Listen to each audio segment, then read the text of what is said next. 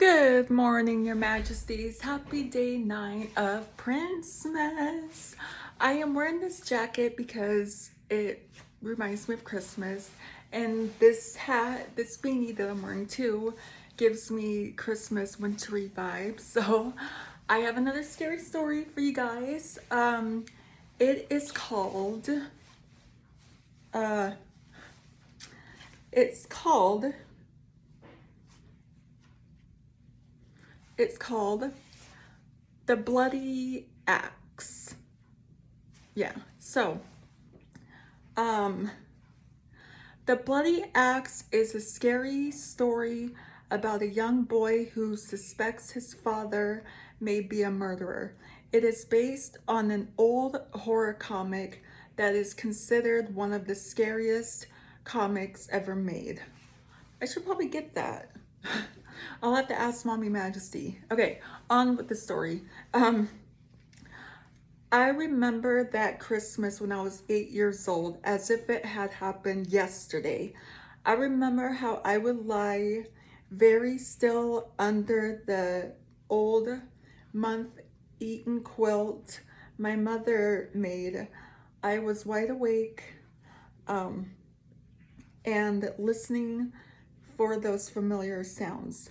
The thump of the door closing, the clomp, clomp, clomp of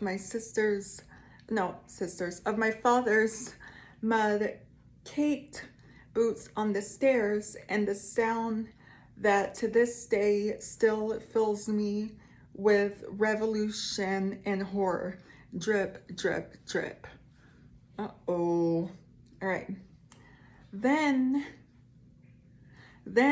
my father would pass by my doorway, and the light from the hallway would cast his shadow on my bedroom wall, and the shadow of the bloody axe he carried in his hands. Are you for real? This reminds me of the Villisca Axe murder house. The next morning, I would eat my watery or oatmeal in the wintry chill of our cold kitchen and asked my mother very slowly and carefully, where was Daddy last night? Oh, she would just look at me with her sad gray eyes. I will never forget the pain and torment in those eyes, but she never said a word. After breakfast, I would set about doing the chores on our little farm. My father never did much work on the farm. He always seemed to be busy with other matters. On those chill, windy mornings, as the snow began to fall, I had a lot of time to think. At school, I couldn't pay much attention to my lessons. I was always lost in my own troubling thoughts. Well, I don't blame you, girl. You know, when you're going through something dark like that, of course, you're not going to be able to focus on what's important. You're not going to be able to focus on school and stuff like that. But yeah, okay. So when I got home in the evening, I would arrive just in time to see my father leaving, his axe clutched tightly in his hands. I rarely saw my father during daylight hours and at night. All I ever saw was his shadow. I can still vividly recall that terrible night when I was awakened by the sound of the shutters on my bedroom window clattering and the screaming December winds. Oh, when I got up to close the shutters, I happened to glance over at the barn and noticed a shadow in the darkness. It was my father, and he was putting something into the feed box we used for the cattle. I returned to bed and lay awake. I returned to bed and lay awake long into the night. Puzzled by just what I had seen, eventually I fell into a tortured and troubled sleep. The next day, my curiosity got the better of me. I took the key that hung on a hook in the kitchen and opened the feed box.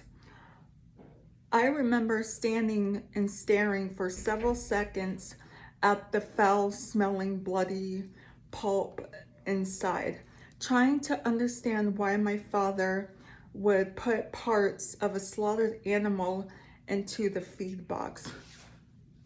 Really? Oh my God. Then I noticed something that struck horror into the pit of my soul.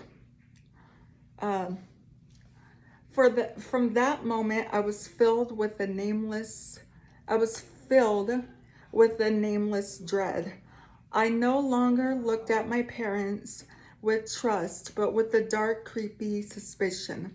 I began to notice things that had previously escaped my attention: newspaper headlines that spoke about brutal murders and discovered bodies, overheard conversations about a bloodthirsty find on the loose.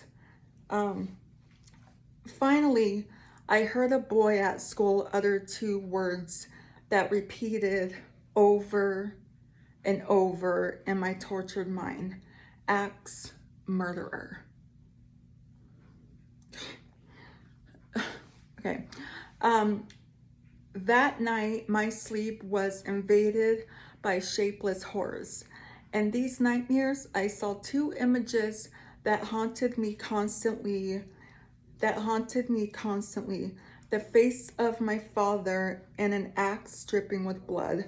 Unable to sleep, I got out of bed and crept downstairs. Taking my father's axe from the fireplace, I dimmed the lights and crouched in the darkness at the top of the stairs. It seemed an eternity before I heard the key in the lock and the front door swing open, then close. Thump. I listened for those familiar footsteps on the stairs. Clomp, clomp, clomp. Sleeping out of the darkness, I raised the axe above my head and brought it crashing down. Chunk or chonk. In the eerie silence that followed, I listened for the sound of any movement from my parents' bedroom. I hoped against hope that my mother had heard nothing. The only sound I heard was the creaking of the floorboards beneath my feet and the pounding of my heart. I looked for the last time at the headless body that lay crumpled at the bottom of the stairs, then quietly tiptoed back to my bed. Early the next morning, I was awakened by the sound of strange voices in our hallway. Silently, I crept to the top of the stairs and peered down at the scene below. A group of policemen were crowded around my father's bloody corpse. My mother was standing beside them, watching silently. No one was paying any attention, but then when she glanced up, she noticed me. Then very briefly, very discreetly, she gave me a knowing wink. Wow.